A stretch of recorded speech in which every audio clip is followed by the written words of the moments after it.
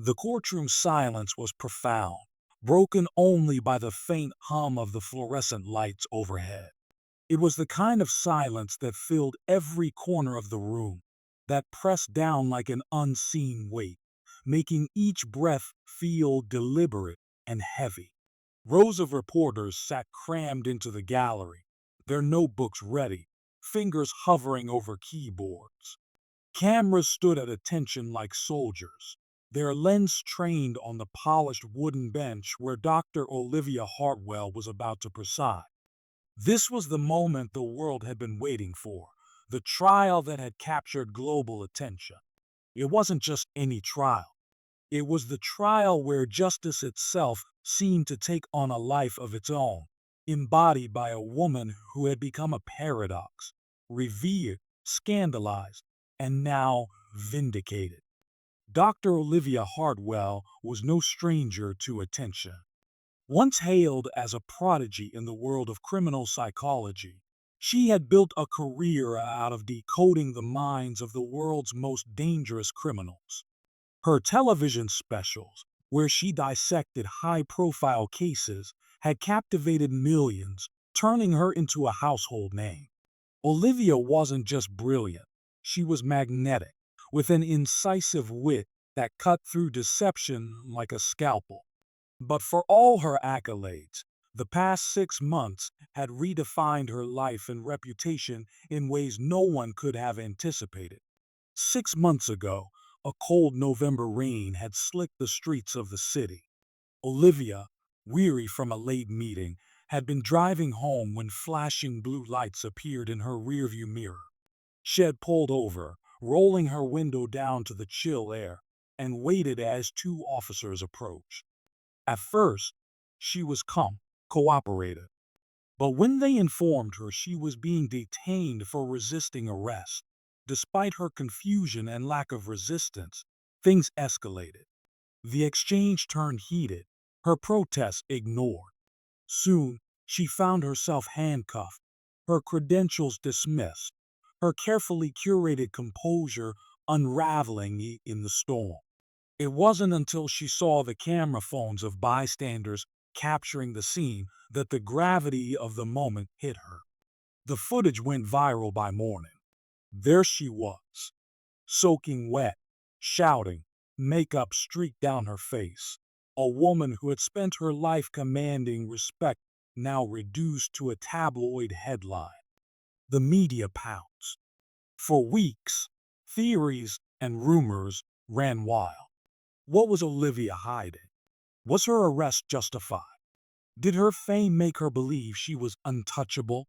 Amid the chaos, Olivia maintained her silence, retreating from the public eye as her career hung in the balance. Then, the real story began to emerge. A civil rights lawyer came forward, uncovering a troubling history of misconduct tied to the officers who had arrested her. The charges against her were dropped, and public opinion began to shift. Protests erupted, her name chanted in the streets as a symbol of systemic injustice. Yet the ultimate twist came when Olivia was reinstated as a judge, a position she hadn't held in years, and assigned the most ironic case imaginable, presiding over the trial of the very officers who had arrested her. As the heavy wooden doors of the courtroom swung open, every head turned to see her enter. Olivia's presence was magnetic, commanding, as it always had been. The black silk of her robes moved like liquid with each step, her heels clicking on the polished floor in a deliberate rhythm. Her face was composed, her gaze unwavering, but beneath her calm exterior was a storm of emotions. She had faced countless challenges in her life, but none as personal or as public as this. When she reached the bench, she paused, scanning the room. The gallery was packed. Reporters, activists, curious onlookers. The defendants sat at the defense table, their expressions a mix of defiance and unease. Olivia took her seat, her movements precise, almost ritualistic. "This court is now in session," she declared, her voice cutting through the silence like a blade. The trial began with the prosecution's opening statements, outlining a damning case against the officers.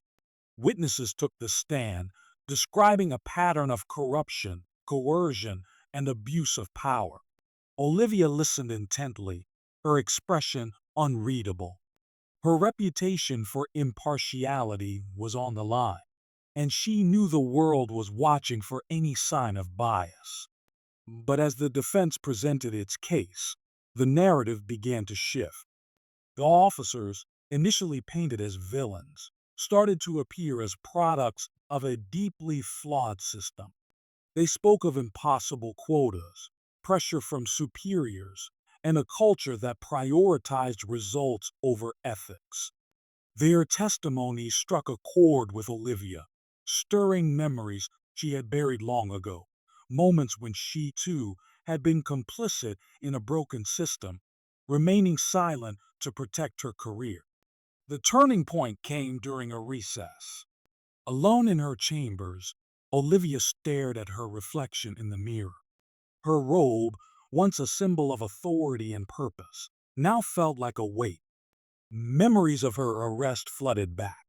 The rain, the humiliation, the helplessness. But alongside those memories came her father's voice, a civil rights lawyer who had spent his life fighting for justice. He had always told her that justice wasn't about punishment, it was about balance, about mending what was broken. When Olivia returned to the courtroom, her decision was clear. "I have considered the evidence carefully," she began, her voice steady but firm. She acknowledged the officers' misconduct and found them guilty, but her verdict didn't stop there. Their sentences included mandatory reform programs and community service, aimed at addressing the root causes of their actions. Olivia also issued a blistering critique of the police department, calling for systemic changes and independent oversight to prevent future abuses. The room was silent as her words hung in the air. Some in the gallery nodded in approval, others frowned, dissatisfied. The media reaction was immediate and polarized. Some hailed her decision as a masterstroke of justice, a nuanced approach that acknowledged complexity. Others accused her of leniency, of letting personal feelings cloud her judgment. But Olivia wasn't concerned with public opinion anymore. For the first time in years, she felt a sense of clarity, a peace that came from knowing she had done what was right, not what was easy. As she stepped out of the courthouse into the blinding flashes of cameras, a reporter called out, "Judge Hartwell, do you have any final words?" She paused, turned, and offered a faint smile. "Justice isn't about winning," she said. "It's about healing." With that, she walked away, leaving the world to grapple with the ripples of her decision. A story that was far from over, but one that had already begun to change the conversation. 4.